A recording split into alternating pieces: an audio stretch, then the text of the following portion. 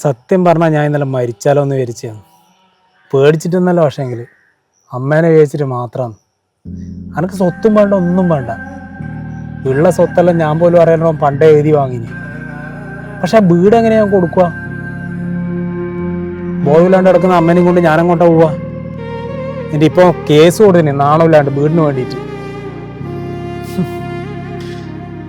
എടീ, ആർത്തി മൂത്തല്ലേ, പിന്നെ ചോരയും ഇല്ല, ഒരു ഇല്ല.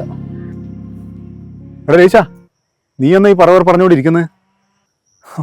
ഒന്നുമില്ല, ഞാൻ എൻ്റെ സങ്കടം പറഞ്ഞിരിക്കലേനു. ആരോട്? ഇവനോട്. പറ്റിയ ആളോടാ പറയുന്നത്. എനിക്ക് വേറെ പണിയൊന്നുമില്ല. അന്ന് ഇവനെന്നാ പ്രശ്നം? എന്നാ നീ വാടാ, കുറച്ചേരം ഇരുന്നിട്ട് പോ. ഞാനിപ്പോൾ അതിനെ നിൽക്കുന്നത്. എൻ്റെ ഫോണിൽ തീരെ ചാർജ് ഇല്ല. ഞാൻ വീട്ടിൽ പോയിട്ട് കുത്തിയിട്ട് എണീച്ച് വീട്ടിൽ പോയട്ടെ. വെറുതെ ആടിയിടി വന്നിരിക്കുന്നു. നീ അറിയുന്ന നിന്റെ ഏട്ടൻ നിന്നെ ഭയങ്കര പുച്ഛാന്നല്ലോ. ഓൻ്റെ ചങ്ങായിയെല്ലാം തന്നെയാണ്. പക്ഷെ എൻ്റെ വിഷമങ്ങളൊക്കെ അവന് നേരമില്ല. കുറച്ചേരം ഇരിക്കാൻ പറഞ്ഞൊന്നും പറ്റൂല്ലോ. നീ അവൻ പറയുന്നതും കേട്ട് പോയി കളയല്ലേ.